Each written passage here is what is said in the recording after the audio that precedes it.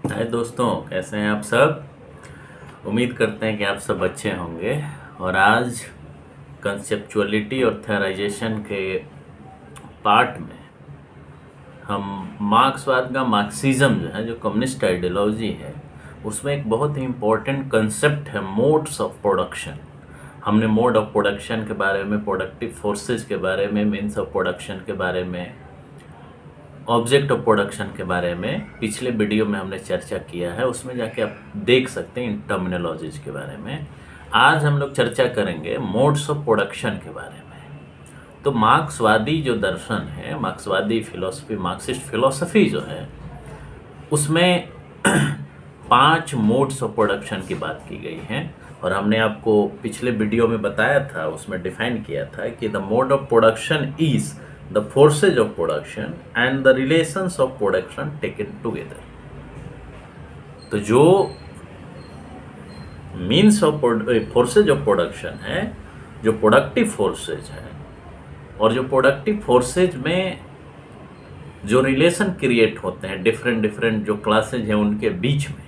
क्योंकि जब हम फोर्सेज ऑफ प्रोडक्शन कहते हैं या प्रोडक्टिव फोर्सेज कहते हैं तो केवल लेबर क्लास की बात नहीं कर रहे होते, हम means of production plus labour force की बात करते हैं। और इन दोनों को मिला के प्रोडक्टिव फोर्स बनता है। और प्रोडक्टिव फोर्स के साथ साथ जब हम रिलेशंस ऑफ प्रोडक्शन को जोड़ते हैं, एक साथ कंबाइंड करते हैं, मतलब रिलेशंस ऑफ प्रोडक्शन का क्या मतलब हुआ कि जो प्रोडक्शन का प्रोसेस है उस दौरान, या डिस्ट्रीब्यूशन का जो प्रोसेस है उस दौरान, या कंजम्पशन का प्रोसेस है उस दौरान, लेबर फोर्सेस का, लेबर क्लास का बुर्जुआजी क्लास के साथ क्या रिलेशन है, उसका संबंध मीन्स ऑफ प्रोडक्शन से किस रूप में है। मतलब ownership of means of production किसके हाथ में, ऑब्जेक्ट्स ऑफ लेबर किसके हाथ में। तो इसको कंबाइंड जब हम करते हैं तो मोड ऑफ प्रोडक्शन डिटरमाइन होता है। और ये डिफरेंट ह्यूमन हिस्ट्री के फेजेज में, जो अभी तक का इतिहास रहा है ह्यूमन हिस्ट्री का, उस फेजेज में, अलग अलग फेजेज में ये अलग अलग मोड ऑफ प्रोडक्शन रहा है। और उसी मोड ऑफ प्रोडक्शन से हम उस युग का या इपोज का जो है उसका अलग कैरेक्टरिस्टिक डिफाइन कर पाते हैं।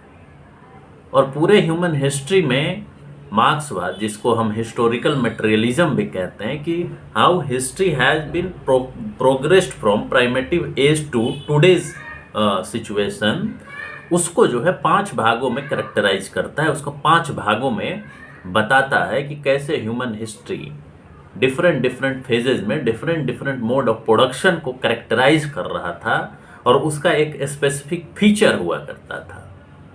और एक फेज से दूसरे फेज में जब हम जाते थे उसको एक ट्रांजिशन फेज कहा जाता था। कैसे, इसको समझिए। जैसे मान लीजिए हमने कहा प्राइमेटिव एज, तो वो कम्युनल सिस्टम को रिप्रेजेंट करता था, जहां पे प्राइवेट प्रॉपर्टी का कोई कंसेप्ट एग्जिस्ट नहीं कर रहा था। और उसमें जो प्रोडक्शन का रिलेशन था, प्रोडक्शन प्रोसेस, वो कम्युनल होता था। सोसाइटी का उस मीन्स ऑफ प्रोडक्शन पर अधिकार होता था। सबसिस्टेंस इकोनॉमी हुआ करती थी, उतना ही लोग उपजा कर पाते थे जितना वो कंज्यूम कर सके। जो उपज होता था उस पर भी सोसाइटी का अपना अधिकार होता था। कोई प्राइवेट प्रॉपर्टी का कंसेप्ट नहीं था, प्राइवेट अकुमुलेशन का कोई कंसेप्ट नहीं था। और जब उससे हम स्लेवरी की तरफ बढ़ते हैं तो प्राइमेटिव एज के एक पार्टिकुलर फेज से, और ये ऐसा नहीं है कि एकदम ऐसा हम कहना चाहते हैं कि जो प्राइमेटिव एज था तो उसमें कोई बदलाव नहीं हो रहा है, तो कोई अलग एक सिचुएशन नहीं एग्जिस्ट कर सकता था। वो एक डोमिनेंट आप कैरेक्टरिस्टिक कर सकते हैं प्राइमेटिव एज का। और उससे जब आप दूसरी तरफ बढ़ते हैं, आगे बढ़ते हैं, जो स्लेवरी वाले फेज में बढ़ते हैं, चाहे फ्यूडलिज्म वाले फेज में बढ़ते हैं, तो प्राइमेटिव एज के फेज से जब दूसरे फेज में प्राइमेटिव फेज से दूसरे फेज में इंटर करने के बीच का जो समय होता है उसको ट्रांजिशन फेज कहते हैं, ट्रांजिशन पीरियड कहते हैं। उसमें जो पहले का फेज होता है उसमें जो आमूलचूल परिवर्तन होता है, इंटरनल परिवर्तन होता है, मीन्स ऑफ प्रोडक्शन में बदलाव होने से, टेक्नोलॉजी में बदलाव होने से, टूल्स में बदलाव होने से, और समाज का जो एक नया स्वरूप उभरता है, तो वो पिछले वाले स्वरूप से बिल्कुल अलग होता है, उसका वो डोमिनेंट फीचर अलग होता है। और इस तरह से समाज एक फेज से दूसरे फेज में इंटर करता है। एक मोड से दूसरे मोड में, मार्क्सवाद में इसका मोड ऑफ प्रोडक्शन कहते हैं, डिफरेंट मोड्स हुए, और इसी प्रोडक्शन के प्रोसेस के दौरान समाज का निर्माण हुआ, राजनीतिक प्रणाली का निर्माण हुआ, कल्चर का निर्माण हुआ, रिलीजन का निर्माण हुआ।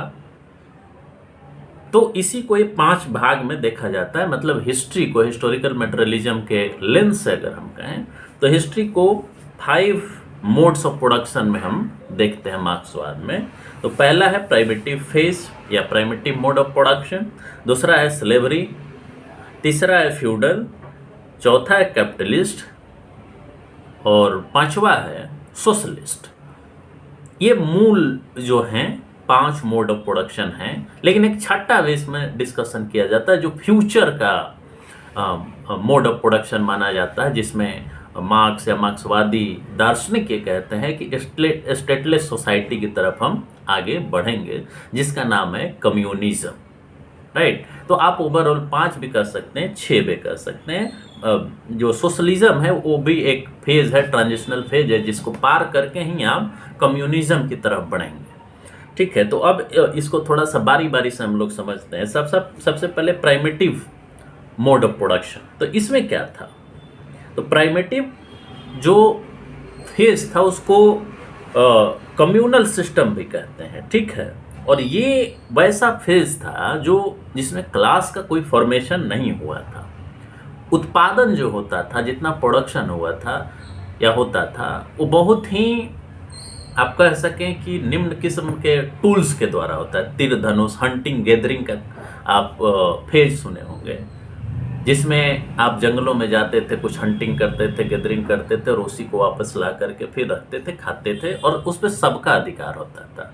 जो मीन्स ऑफ प्रोडक्शन होता था उस पर सोसाइटी का अधिकार होता था। जो प्रोडक्शन आप करके लाते थे उस पर भी सोसाइटी का अधिकार होता था। तो इसमें कोई क्लास का फॉर्मेशन नहीं हुआ था। क्लास के फॉर्मेशन के लिए प्राइवेट प्रॉपर्टी का होना जरूरी है। Ownership of means of production, private ownership of means of production का होना जरूरी है। अकुमुलेशन का होना जरूरी है। और उसमें भी अकुमुलेशन होगा तो एक व्यक्ति या व्यक्तियों के समूह के हाथ में उस पर कंट्रोल रहेगा, लेकिन दूसरा जो सेक्शन होता है सोसाइटी का, क्लास होता है, वो उससे डिप्राइव्ड होता है। केवल उसको सोसाइटी की तरफ से उतना ही मिल पाता है जितना से वो सर्वाइव कर सके और दूसरे वर्गों की वो सेवा कर सके। So there must be inequality between 2 groups of the people, तभी क्लास का फॉर्मेशन होता है। और एक क्लास का फॉर्मेशन इकोनॉमिक होता है, इकोनॉमिकली डिटरमाइंड होता है, और उसी आधार पर सोसाइटी का भी निर्माण होता है, सोशल वैल्यूज का भी निर्माण होता है, उच्च का निर्माण होता है, निम्न का निर्माण होता है, अपर क्लास, लोअर क्लास, समझ रहे हैं, बुर्जुआजी क्लास, प्रोलेटेरिएट क्लास। तो ये प्राइमेटिव फेज जो था ना, इसमें कोई क्लास एग्जिस्ट नहीं कर रहा था।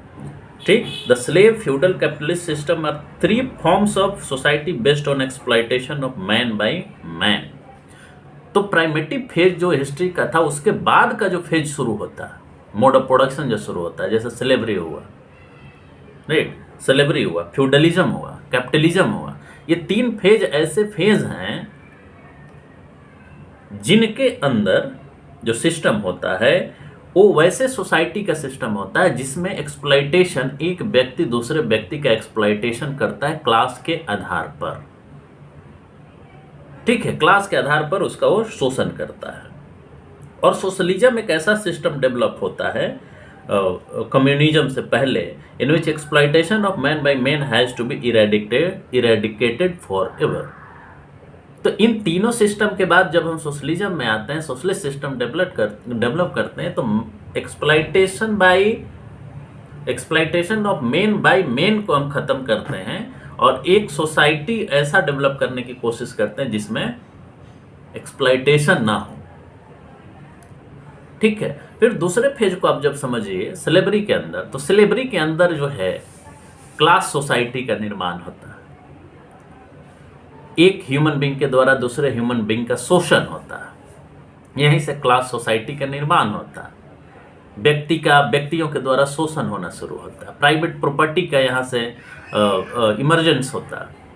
और जैसे जैसे प्राइवेट प्रॉपर्टी का इमर्जेंस होता है तो प्राइवेट प्रॉपर्टी केवल मटेरियल चीज़ें ही प्राइवेट प्रॉपर्टी नहीं बनती, बल्कि व्यक्तियों को भी व्यक्तियों के द्वारा अपना प्राइवेट प्रॉपर्टी ट्रीट करना शुरू कर दिया जाता है। और इस तरह से सोसाइटी एक डिफरेंट फेज में इंटर करती है जिसको हम स्लेवरी कहते हैं।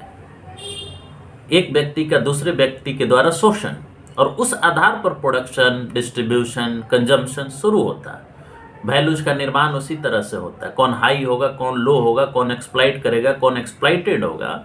Those all things are decided on the basis of ownership of the means of production. जिसके पास ownership of means of production होगा वो मजबूत होगा, वो राजा होगा, वो पूंजीपति होगा, वो दूसरे लोगों से काम कराएगा, दूसरे लोग उसकी सेवा करेंगे।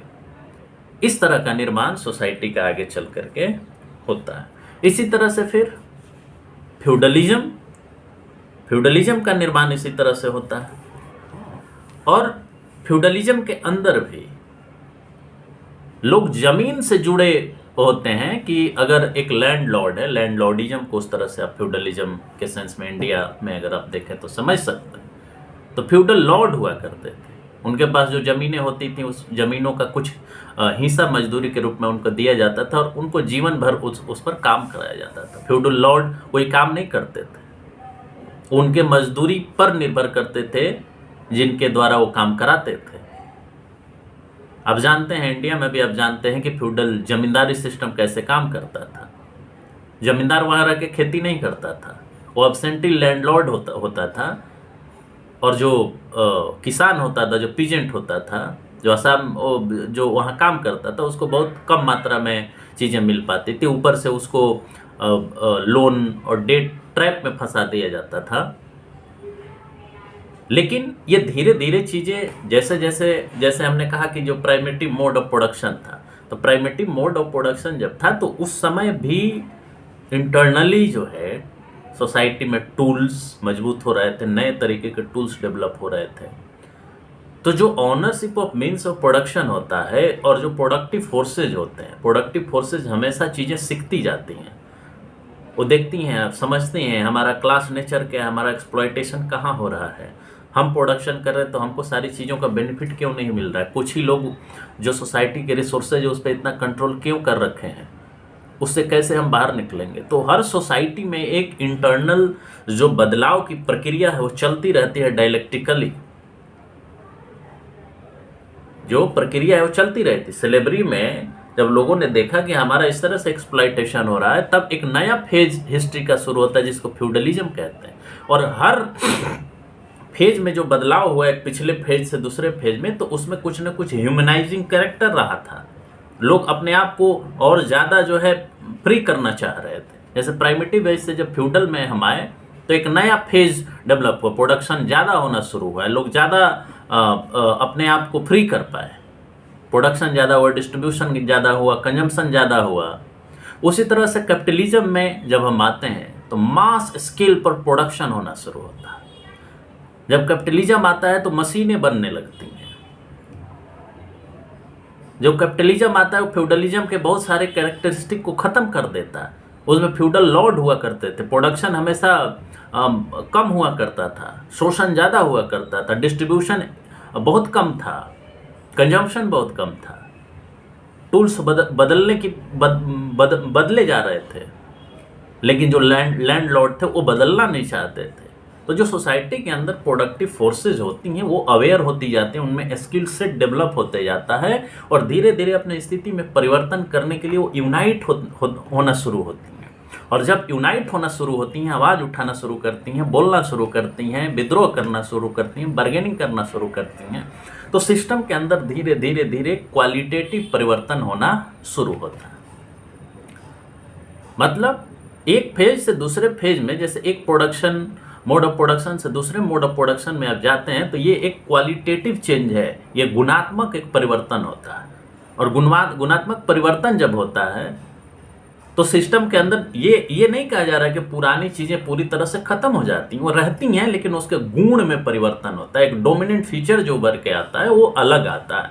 जैसे जब हम फ्यूडलिज्म से कैपिटलिज्म की तरफ बढ़े तो फ्यूडलिज्म में क्या था, लैंडलॉर्ड सर्वे सर्वा था, ये डोमिनेंट फीचर था सोसाइटी के। लेकिन जैसे ही कैपिटलिज्म में हम आते हैं तो बिजनेस क्लास का डोमिनेंस बढ़ गया, कैपिटल का डोमिनेंस बढ़ गया, पूंजी का डोमिनेंस बढ़ गया, मशीनरी का बढ़ गया, टेक्नोलॉजी का बढ़ गया, स्किल का बढ़ गया, इंडस्ट्री बेस्ड प्रोडक्शन का फीचर बढ़ गया।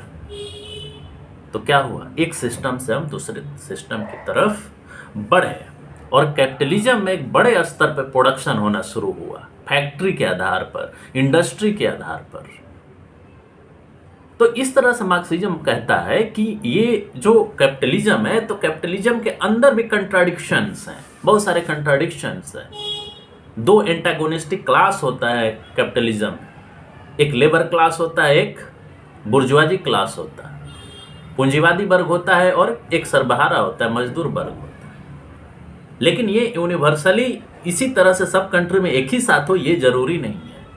ये भी हो सकता है जैसे इंडिया के केस में कि क्लास नहीं, पहले कास्ट की बात यहाँ पे आपको समझनी हो, और उसके बाद आता है इसी इंटरनल कंट्राडिक्शन की वजह से, क्योंकि दो क्लासेज हैं, दोनों का इंटरेस्ट कंट्राडिक्टरी है, निश्चित तौर पर दोनों एक साथ काम करते हैं, क्योंकि प्रोडक्शन सोसाइटी की सबसे बेसिक नीड है। Without production the society can not survive, even people can not survive. So the labour class is depending upon industrialists, and industrialists are depending on labor class for the production. So this is the dialectical relationship of two antagonistic classes. लेकिन इन दोनों का एक ही साथ में संघर्ष भी चलता रहता है, जिसको वर्ग संघर्ष हम कहते हैं। दो वर्गों का संघर्ष जो है चलते रहता है, और जो मजबूत पूंजीपति वर्ग है वो चाहता है कि हमारा हेजमनी बरकरार रखे, हम शोषण करते रहे लोगों का और हम प्रॉफिट कमाते रहें, हम अमीर होते रहें। लेकिन लेबर क्लास जो है, प्रोलेटेरिएट क्लास है, वो भी यूनाइट होता है, वो भी, उसमें भी अवेयरनेस आती है, और वो भी इस वर्ग के खिलाफ, जो शोषणकारी वर्ग है, उसके खिलाफ लड़ाई लड़ता है। और जब इस कैपिटलिस्ट सिस्टम में जो क्वालिटेटिव बदलाव होता है, गुणात्मक परिवर्तन होता है, तो एक नए मोड ऑफ प्रोडक्शन की तरफ हम बढ़ते हैं, जिसको सोशलिज्म कहते हैं, सोशलिस्ट मोड ऑफ प्रोडक्शन कहते हैं। और जब सोशलिस्ट मोड ऑफ प्रोडक्शन में आप बढ़ते हैं, तो एक नए सोसाइटी, एक नए डोमिनेंट फीचर का आगाज होता है, जिसमें सर्वहारा वर्ग को पावर मिलती है। ये नहीं कहा जा रहा है कि एकाएक जो है शोषण समाप्त हो जाएगा, धीरे धीरे होगा, कोऑपरेटिव सिस्टम लागू किया जाएगा, बाकी चीज़ें की जाएंगी। और एक तरह से आप कहें कि जो कैपिटलिस्ट मोड ऑफ प्रोडक्शन है, जिसमें व्यक्ति हावी होता था, एक व्यक्तियों का समूह जो कैपिटलिस्ट क्लास है वो हावी होता था, वहाँ पर रिवर्स किया जाएगा और प्रोलेटेरिएट का शासन स्थापित किया जाएगा, नेशनलाइजेशन किया जाएगा। मीन्स ऑफ प्रोडक्शन पे लोगों का अधिकार, राज्य का अधिकार होगा, और राज्य जो है वो लोगों को रिप्रेजेंट करेगा, कॉमन पीपुल को, जो प्रोलेटेरिएट है उसको रिप्रेजेंट करेगा। तो एक नए मोड ऑफ प्रोडक्शन का निर्माण होगा, जिसमें शोषण की व्यवस्था नहीं होगी, कुछ लोगों का प्रॉफिट ओरिएंटेड मोटिव नहीं होगा, बल्कि वेलफेयर ऑफ जनरल पब्लिक होगा। वो एक सोशलिज्म, डिस्ट्रीब्यूशन ऑफ वेल्थ होगा, कंसंट्रेशन ऑफ वेल्थ नहीं होगा। राज लोगों के लिए काम करेगा, ना कि केवल कुछ मुट्ठी भर इंडस्ट्रीज के लिए काम करेगा। तो आपका ये एस्पेक्ट आज के बहुत सारे रिपोर्ट्स में भी देख सकते हैं। ऑक्सफैम रिपोर्ट इसके लिए काफ़ी इम्पोर्टेंट है, उसको आप समझिए कि कैसे विश्व के बहुत बड़े संसाधनों के ऊपर, यानी कह सकते हैं कि विश्व के केवल 5 से 10% लोगों के पास 50 से 60% संसाधनों पर अधिकार है, बिग कॉरपोरेट कंपनीज का अधिकार है। तो सोशलिज्म में ये कहा जाता है, उसके अपने क्रिटिसिज्म है कि क्या सोशलिज्म ये पॉसिबल हो पाया है या नहीं हो पाया है। वो एक अलग डिबेट है, चाइना में कैसे क्या हो रहा है, बाकी देशों में कैसे क्या हो रहा है, उस पर डिस्कस करना चाहिए। लेकिन हिस्टोरिकली अगर हम कहें कि मार्क्सवाद इन मोड ऑफ प्रोडक्शन के बारे में क्या बताता है, तो ये बताता है कि जो सोशलिस्ट सोसाइटी होती है, सोशलिस्ट मोड ऑफ प्रोडक्शन होगा, वो कैपिटलिस्ट से ज़्यादा इगैलिटेरियन होगा, ज़्यादा इक्वलिटी के आधार के ऊपर आधारित होगा। शोषण एग्जिस्ट रह सकता है, लेकिन उस रूप में शोषण एग्जिस्ट नहीं करेगा जैसे कैपिटलिज्म में है। तो कुछ इगैलिटेरियन फीचर इसमें धीरे धीरे आएगा, सोसाइटी अपने आप को रिफाइन करेगी, प्रोडक्शन खूब होगा, डिस्ट्रीब्यूशन को इंश्योर किया जाएगा कि लोगों के पास डिस्ट्रीब्यूशन हो, वो चाहे गुड्स का हो, सर्विसेज का हो, चाहे वेल्थ का हो। और इसी तरह से जो फ्यूचर में जो कम्युनिज्म आएगा, वो कम्युनिज्म ऐसा होगा जहाँ पर सबको जो है काम करने का अधिकार होगा, जो योग्य हो काम करेंगे और उनकी ज़रूरत के हिसाब से उनको चीज़ें मिलेंगी। वो फ्यूचर का मोड ऑफ प्रोडक्शन है। जहाँ पे किसी भी चीज़ के प्रोडक्शन की कमी नहीं होगी। लोग अपने योग्यता के अनुसार काम करेंगे और जितनी उनकी ज़रूरत है उतना स्टेट उनको देगा। प्रॉफिट के लिए कोई मारा मारी नहीं रहेगा। ये एक लिबरल जो आप कह सकते हैं कैपिटलिस्ट विचारधारा है, वो इसको क्रिटिसाइज भी करता है कि कोई पर्सनल मोटिव, कोई पर्सनल मोटिवेशन ही नहीं रहेगा कि हम काम करें क्योंकि हमको प्रॉफिट मिलेगा। जब राजी सब देगा तो हम लोग लेजी होकर बैठे रह सकते हैं। तो कोई इंडस्ट्रियस होने का कोशिश नहीं करेगा, कोई इंटरप्रेन्योरशिप करने का कोशिश नहीं करेगा। ये एक अलग डिबेट है जिस पे बहस की जानी चाहिए। और क्या ये जो सोशलिज्म या सोशलिस्ट कंट्री जो अपने आप को कहते हैं, क्या वहाँ पे इनइक्वालिटी, एक्सप्लॉइटेशन, बाकी चीज़ें जो हैं वो ख़त्म हो गई हैं? एक डिबेट है जिसको किया जाना चाहिए और करने की ज़रूरत भी है। तभी हम समझ पाएंगे कि क्या आखिर मार्क्सवाद के इस मोड ऑफ प्रोडक्शन के कंसेप्ट का रिलीवेंस है। And these 5 mode of productions or 6 mode of productions need to be analyzed and examined in new context, because अब ये केवल कहना कि जो क्लास होता था, जो टेक्नोलॉजी हुआ करती थी वो सेम ही है, केवल लेबर फोर्सेस जो ह्यूमन लेबर है उसी से प्रोडक्शन हो रहा है, ये कहना अब एकदम पूरी तरह से सही नहीं है। Because there is artificial intelligence, there are robots, robotics, 3D printing. These are the things which are revolutionizing the production, distribution and consumption process. So there is need to analyze these concepts or mode of production in new light. लेकिन ये समझना है, ये एक मुकम्मल system को समझने के लिए कि आज एक्सप्लॉइटेशन कैसे है, प्रोडक्शन कैसे है, डिस्ट्रीब्यूशन कैसे है, क्यों एक्सप्लॉइटेशन बढ़ रहा है, इन्फ्लेशन क्यों बढ़ रहा है, कुछ ही लोगों का पैसा क्यों या धन खाली बढ़ रहा है, बाकी लोगों का नहीं बढ़ रहा है। बाकी लोग रिलेटिवली देखें तो उनका consumption capacity, earning capacity, wage capacity घट रहा है, लेकिन कुछ ही लोगों का क्यों बढ़ रहा है, एम्प्लॉयमेंट जनरेट क्यों नहीं हो रहा है। तो जब तक ये मोड ऑफ प्रोडक्शन आप गहराई से डिस्कस नहीं करेंगे, निश्चित तौर पर ये काफ़ी ब्रीफ है, लेकिन जब तक आप डिटेल में डिस्कस नहीं करेंगे कि आखिर प्राइमेटिव मोड ऑफ प्रोडक्शन में सोसाइटी कैसी थी। सोसाइटी बैक नहीं जा सकती कम्युनल सिस्टम में, लेकिन जो सोसाइटी अभी प्रिवेल कर रही है उसको हम इगैलिटेरियन बना सकते हैं, इक्वालिटी बढ़ा सकते हैं, पॉवर्टी रिड्यूस कर सकते हैं। तो वो कैसे हो? क्योंकि आज प्रोडक्शन की कमी नहीं है, उसके डिस्ट्रीब्यूशन की समस्या है, लोगों तक चीज़ें नहीं पहुंच पा रही। इतने बड़े ह्यूज लेवल पर प्रोडक्शन होने के बाद भी लोग आज भी महंगाई से त्रस्त हैं। So how we are going to solve these puzzles, inflation, unemployment, inequality, how? So without understanding these 5 or 6 modes of production, we are not going to understand the current or contemporary problems.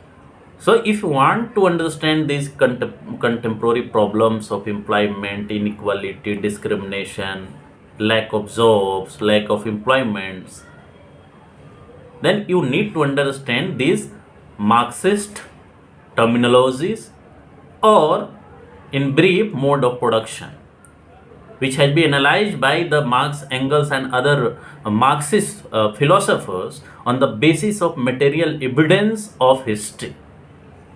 So these are the historical things, these are the modes of production based on the historical evidences.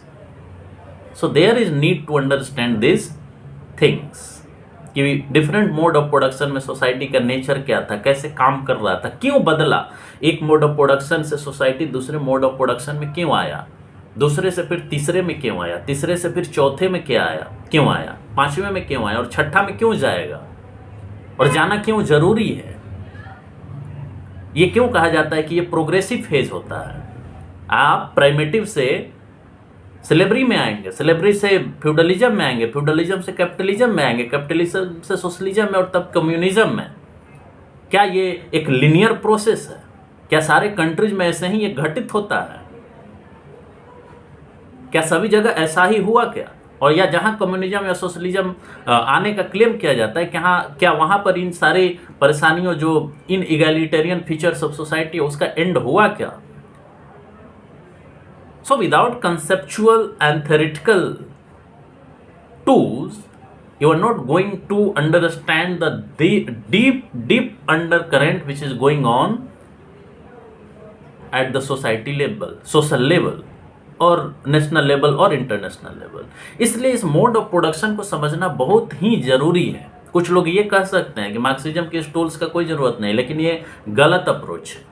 कोई भी बड़ा economist, कोई भी बड़ा planner बिना Marxism के इन tools के economy के अंदर के प्रॉब्लम को एड्रेस नहीं कर सकता।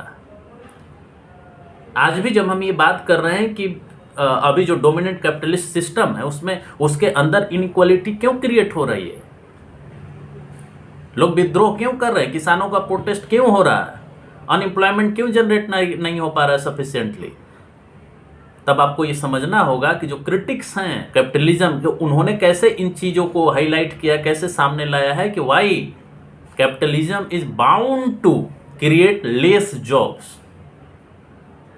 जॉबलेस ग्रोथ क्यों कैपिटलिज्म करता है, आप ये तभी समझ सकते हैं जब आप दूसरे जो मार्क्सिस्ट पर्सपेक्टिव है उसके टूल्स के थ्रू आप कैपिटलिज्म को अप्रोच करें। So I am not saying that you should believe in the politics of Marxism, rather you should use these tools to understand the current problems. So why current problem has originated? Why unemployment is not generated sufficiently? Why discrimination is going on? Why inequality is increasing? So if you want to understand these phenomena, you need to master these conceptual tools of Marxism. So with this, I will end this video here. So thank you so much everyone, and I will request you to like my video, subscribe my channel, share this video in your circle and enrich your knowledge through this video. Namaskar, धन्यवाद।